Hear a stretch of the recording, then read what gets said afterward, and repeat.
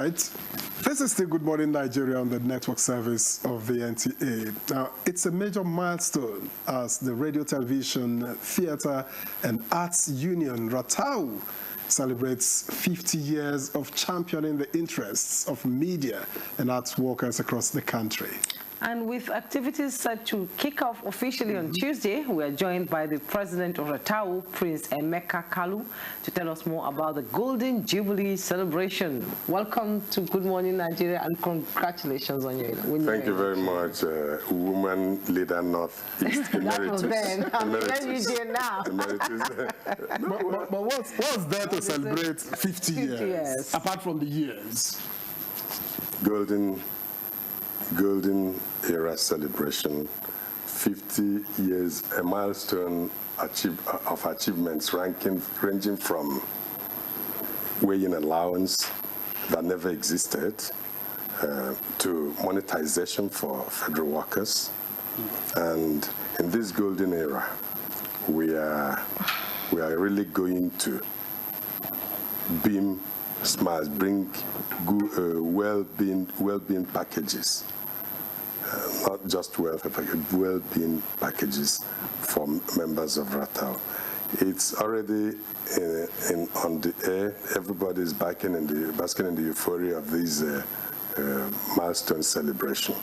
I really want to tell you that I always say that the key to the future lies definitely with the past and present. If you do not know where you're coming from, you won't know where you'll be going to. Because most of the times we do not count our blessings. That's why we don't know whether we're progressing or not. If you recall that the Radio, Television, Theatre and Art Workers Union, largest umbrella body for media and cultural workers, existed inside a bag for somebody like you who was once the Northeast chairperson, woman leader. It existed during the era of Ndemekben.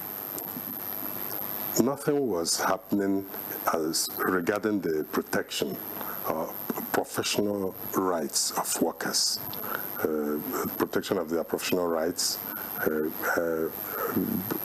getting to engage in collective bargaining for their well-being, not just welfare, until 1977, when the federal government embarked on the restructuring of unions, associations, all of them. 12 were involved then. So they brought potholes of associations, unions, little ones. There was an association for radio, there was for television, and also there was for theatre. There wasn't for art. So by 1977, they now brought all these together. Under as one umbrella. All over the world. That's why we do not just say largest umbrella body for arts, media, and broadcast media and cultural workers. We do not just say that in Nigeria. It's all over the world. RATTAWU is the only union across the globe that has the Association for Radio, Association for television, arts, media, culture, theatre, in one as a union. What does this suffice? We were working without having commensurate pay for it. We were not even recognized, not even minding that creation, according to some religious accounts, started with the voice, with the word.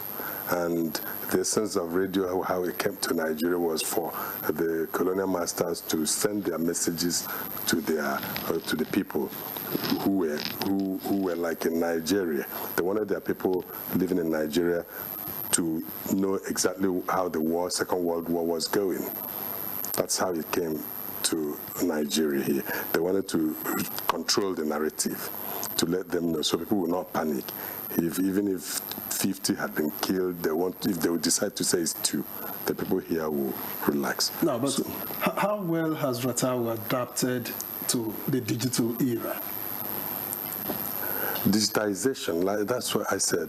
I was trying to, when I said, if you do not know where you're coming from, you don't know where you're going to. The only thing that is permanent is change. And nature endows everything with a weapon for survival. Your ability to survive depends largely on how well you use that. When broadcasting, the Latin word, casting broadly, sowing, like the sower who sows the seed. He or she brings the seed, pours it, germinates. Broadcasting. When it started, people could climb the tree to talk, to pass their messages. They were town criers. And they discovered that there's a limit to which human voice could go. Mr. Hayes did an engineering scientific invention experiment where magnetic light could reflect and make a sound, produce a sound. From there, which is why you see megahertz, kilohertz, they're all named after the German Mr. Hayes. It continued. It was purely analog. They could do this cable work when you bring one box, like those the predominantly habited Ikoyi, the white lived the people in Ikoyi who could afford it could pay like £5 and they keep it on top of their building and they stream in, take it.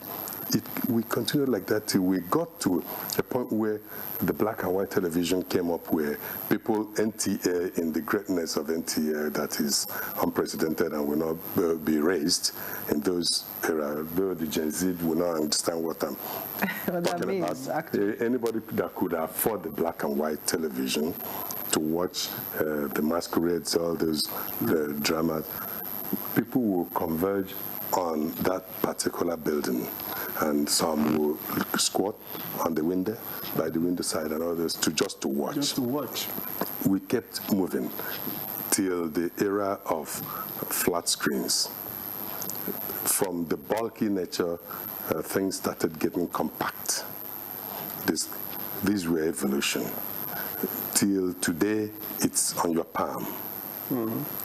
Today it's no longer telegram. So that's exactly how we've been moving. Like I said, under the era of Ndemekwe, we operated from the bag, from there to a rented shop. Under the current DG of NTA, Comrade President Saliu Dembos, who was president of RATTAWU between 1998 through 2008 for 10 years, the longest serving president ever of RATTAWU. During his era, we had 2 rooms at the Sky Memorial. After that, he was, if somebody succeeded him, his boy, Yemisi Bangboshe, who is now the executive secretary of Bonn, succeeded him in 2008 through 2016. He was able to relocate the union from the Sky Memorial to permanent sort of still temporary, because nothing is permanent on earth, because you keep improving on it. I do not think where we are deserves to be a permanent site, but it was amazing. It was a permanent site as at that time. So it goes to show you what I'm saying. Okay. At the point he built the secretariat then, it was the best the union could have ever had. Okay, quickly, can you give us a quick purview of some of the key activities lined up in the anniversary program? And I hear that the Honorable Minister of Information is involved in everything that is happening. For a long time, for a long time we existed like a donut, full at the periphery but hollow inside. Some of the organs at the lower level, the chapters, the state councils, made some significant impacts in visibility. Then when you get to the national leadership, the national secretariat was just like that. RATTAWU hardly have events that the president and commander-in-chief will attend, or ministers or governors will come at the national level. So we feel he who lights up the way, who points point the torch for others to pass through, will always pass through that shadowy path, himself radiating the light. We radiate the light. Without us, no government or governance will be necessary. We provide progress, platform for them to showcase and channel their progress reports and constraint of governance to the people. But we, at the end, they don't identify with us. They treat us like a ladder. You climb, you push it up. You don't remember, you go down. But like the current Minister of Information, Alhaji Mohammed Idris Malagi, FNIPR, is a man who is rooted in the EEAT of reputation, expertise, exemplary leadership. He is also authoritative, and he is trustworthy in his projection of activities of the government. So he understands the role of the media because he's a media person, a round peg in a round hole. So a square peg also in a square hole. He knows that he needs to carry all agency, all partners in the communication industry and history. And he's been carrying everybody along. He said severally, RATTAWU has been the only insider that he's not visited, he's not seen. And when we came, it's a golden era, like we keep saying. Before now, look at how wonderful, amazing. Anybody that sees you knows you're a pretty piece of God's superlative craftsmanship. But before then, you wouldn't have known who you were, and because of what the weather gave to you. The gentleman here who has tested the light of the nation, Anambra, came, and he's radiating at the highest level. We are in the golden era. So we felt we cannot do anything without bringing the government. We want him to come and see where we are and know whether it's befitting for the communication machinery of the government. So tomorrow, we will be kickstarting, we'll be flagging off, unveiling the logo and roadmap to the RATTAWU at the 50th anniversary Golden Jubilee celebration, because the grand finale will be on the 1st of November 2027. Now, tomorrow. You're just starting all the way to November? Yes, tomorrow we're unveiling. Okay. We're unveiling the roadmap. And a lot will happen at the RATTAWU National Secretariat and Headquarters, Kubwa, opposite Duse Alaji, behind that Zenith Bank, that's opposite Duse Alaji Express. Now, we've run out of time, but give us, in a minute, a sneak peek of what the future of RATTAWU could look like on your watch. Including the review of the weigh-in allowance that we have been waiting for a lifetime, actually, for it to be reviewed. My approach to issues, I'm an unconventional person. I don't follow convention. My approach is that I don't believe in consistent clamor for wage increase. Okay. I believe in good governance, giving the platform, making everything work. When they work, you can apply for car loans if you work. You can have a house, affordable house for workers. When all these are in place, communities will be developed.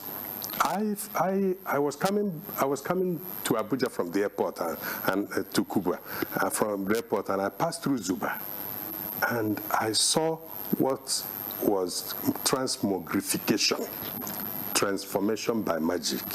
What the Minister of FCT did, the way they lit up the place. One, crime at night is completely abolished. you don't even need light to drive at night. When all the properties, all the landed properties around that area have skyrocketed immediately with just that road they put in there. So when you bring this infrastructure, the clamor to come to the cosmopolitan city will be reduced and diminished completely. You stay wherever. Every place is a smart city. In far away, anywhere, whatever village, call it anywhere, call it Ohafia, anywhere, it's developed. And you can stay there if there's light, there's accessible road, there's quality health care facility, there's everything. We better let you go because I think we better come and see what you are doing. Than allow you to tell us about it. We won't live here. So, but let me thank you very much, Prince Emeka Kalu, President of RATTAWU, for coming on the program and for sharing your thoughts with us. We celebrate with RATTAWU and we wish you the very best. All roads will lead to RATTAWU National Secretariat tomorrow. Tomorrow, the Honorable Minister and some partners of RATTAWU will be there to unveil this. And I know it's your thing, so you'll be there. I know NTA is going to cover it live with other Thank you so much. Thank you so much for coming. Tomorrow. And on that note, that's Good Morning Nigeria for today. Thank you so much for joining us. I am Jumai Yusuf. And I'm Victor, so thanks for watching and see you next time.